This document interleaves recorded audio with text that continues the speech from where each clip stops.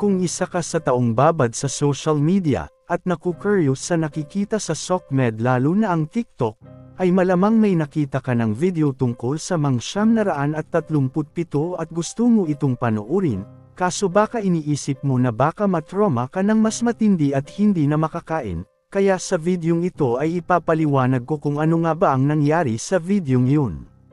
Babala para sa videong ito, ang video na ito ay sensitibo.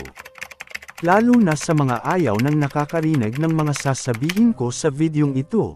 Ang tatalakayin natin ay hindi kaaya-aya, kaya kung ayaw mong nakakarinig ng mga ganto ay mas mabuti pang wag mo nang panoorin, pero kung curious ka talaga at gusto mong alamin ang videong yun, na hindi napapanood. Tara at alamin natin.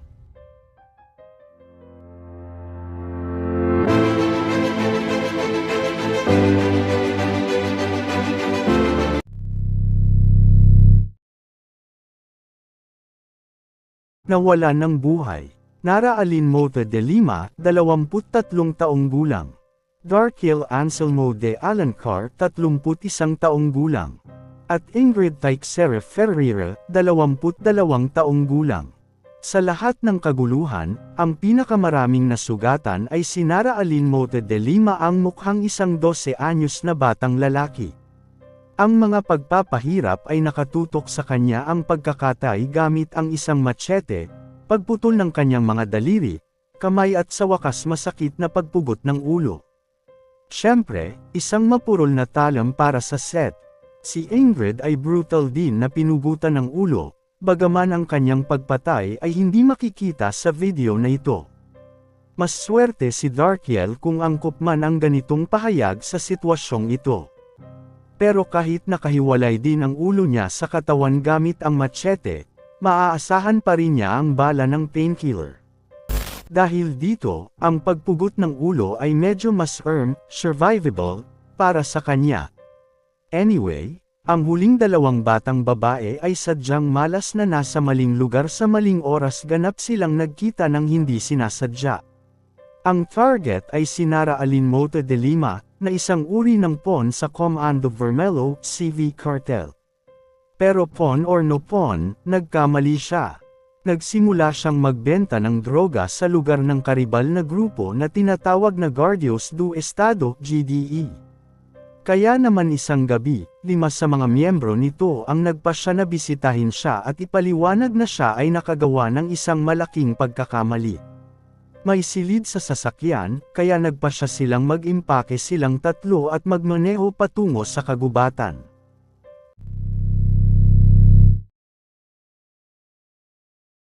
Mga biktima sa pagkakasunod-sunod. Doon, sa harap ng kamera, napilitang malayang magsalita sina Nara at Darkiel. Pagkatapos ay nagpasya silang abandonahin ang pangkat ng CV at sumali sa kompetisyon. Siyempre, ang mga ito ay hindi masyadong sopistikadong mga bitag kung saan sila nahulog. Era do CV, agora a gente tá rasgando a camisa, estamos vestindo a da GDR. 745 não passa nada, né? Se passar, explode. Se passar, explode. Eu tô rasgando a camisa do CV por causa do meu padre é o Belig. Dahil kapwa sila at ang cartel na kanilang nakiramay ay napahiya sa maliit na halaga, at kasabay nito, ito ay isang ganap na hindi epektibong paglipat. Ito ay dapat natapusin ang drama, at ang drama ay nagsisimula pa lamang. Sa imbestigasyon, lumabas na ang nasa likod ng pagbitay ay si Francisco Robson de Sousa Gomez, binyansagang mitol, 28 taong gulang. Siya ang pinuno ng grupo at ang pinagmulan ng lahat. Sa sandaling matanggap niya ang balita na may nang-ahas na humabol ng mga kalakal sa kanyang ari-arian, nagpasya siyang magpakilala ng isang modelo ng pamamahala ng malakas na braso. Kapansin-pansin, iniutos niya ang pagpatay na ito mula sa loob ng bilangguan kung saan siya nangungulila sa loob ng ilang taon. Tulad ng nakikita mo, ang mga pader ng bilangguan ay hindi pumipigil sa iyo na epektibong mamuno sa iyong mga tao at magbigay ng mga utos.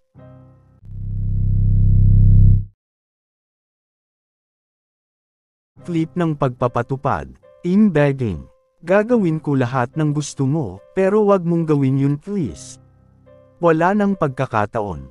She keeps saying that while they say no more chances, then may nagsasabi na patayin siya at may bumaril at tumawa. May nanghihingi ng machete, sabi ng isa pang lalaki na buhay pa siya. Pagkatapos ay sinimulan siyang hampasin ng lalaking may machete ngunit parang hindi ito matalas.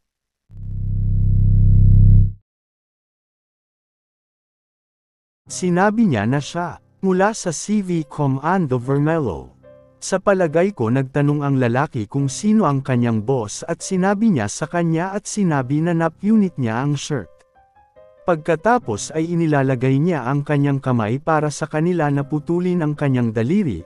Pagkatapos ng unang welga ay sinabi niya na nahulog ito, ang mga daliri, at sinabi nila na hindi ito, upang ibalik ang kamay. Patuloy siyang nagsasabing, nahulog ito, mangyaring taong masyadong maislan sa pananamit. Inilalagay niya muli ang kamay at sinabi naghagupit at patuloy niyang sinasabi na tapos na ito ay nahulog. Pagkatapos sa butas ay nagpapatuloy sila upang putulin ang kanyang braso, sinabi niya ang mga mabubuting iyon na kinuha niya ito, tinamaan nila siya at tinapos ang pag-alis ng braso, at pagkatapos ay sinabi niya na, ngayon ay ikaw ay asong babae. Ang uri nito ay mababa ang lakas ng tunog kaya nawala ang ilan dito, ngunit sinabi nila na huwag sabihin ang kanyang pangalan, pumunta siya doon at sinabi niya na, mangyaring huwag, ako ay magpasa. At pagkatapos ay ang tao ay patuloy na pinuputol ang kanyang binti. Ang isang ito ay nagpapasaya sa akin dahil tila walang kasalanan siya sa punto na sa palagay niya ay hayaang buhayin siya. Sinabi niya na, mangyaring huwag, hayaan mo akong ilagay ang aking binti sa puno, mangyaring hayaan mo akong ilagay doon, para sa kanilang pagtawa. Sinusubukan niyang pumunta ngunit can't. Sinabi niya na hindi siya maaaring ilipat, at kapag tila naghahanda siyang matumbok sa kanya sinabi niya na, mangyaring hayaan akong lumipat. Sinabi sa kanya ng iba pang mga lalaki na ilagay ang tuhod doon. Sinabi niya na siya ay ngunit hindi siya makagalaw. Pagkatapos ay ang tao ay patuloy na paghagupit sa kanya ng paulit-ulit habang patuloy siyang nagsasabing, mangyaring, ilalagay ko ito sa tuhod doon. At pagkatapos ng ilang higit pang mga hit sinabi niya ang mabuti, sapat na. Sinira ng tao ang machete at tinanong ng lalaki kung naitala niya ang lahat. Sinabi niya na oo at pagtatapos ng vid. Hindi marinig ang marami dito sa beheading clip, patuloy silang tumama at sinabi sa kanya na tanggalin ang kanyang mga kamay habang tumatawa. Natapos niya ang pagputol ng ulo at sinabi nila ang natapos, at hilingin na ipakita ang ulo.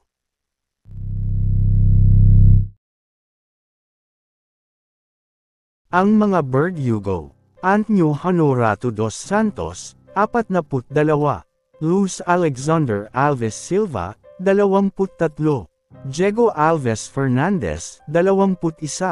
Ang ikatlong nasasakdal ay sina Bruno Araujo de Oliveira, 25 taong gulang, at Jonathan Lopez Clemente, 19 na taong gulang. Ang dalawa pa ay sina Julio Cesar Clemente Silva, 30 taong gulang, at Rogerio Araujo de Freitas, 27 taong gulang. Hiniling ng taga-Yusig ang pinakamataas na sentensya para sa lahat ng nasasakdal. At nakamit niya ang kanyang layunin dahil bukod sa isang batang lalaki, ang lahat ng iba ay nasentensyahan ng habang buhay na mga pangungusap. Bagamat hindi ito gaanong nagbago para sa Mitol, ipinapalagay namin dahil malamang na hindi ito ang kanyang unang hatol sa habang buhay. Anong opinion mo sa videong ito? Mag-iwan lamang ng komento, at kung gusto mo pa ng mga gantong video, mag-subscribe lamang at pakipindot na rin ang like sa baba ng videong ito. Maraming salamat sa panunood. Babala ulit sa mga gustong panuorin ang videong yun, kung ikaw ay matatakutin sa dugo ay wag mo nang subukan, dahil baka sa video lang na yun ay magbigay sa'yo ng matinding trauma.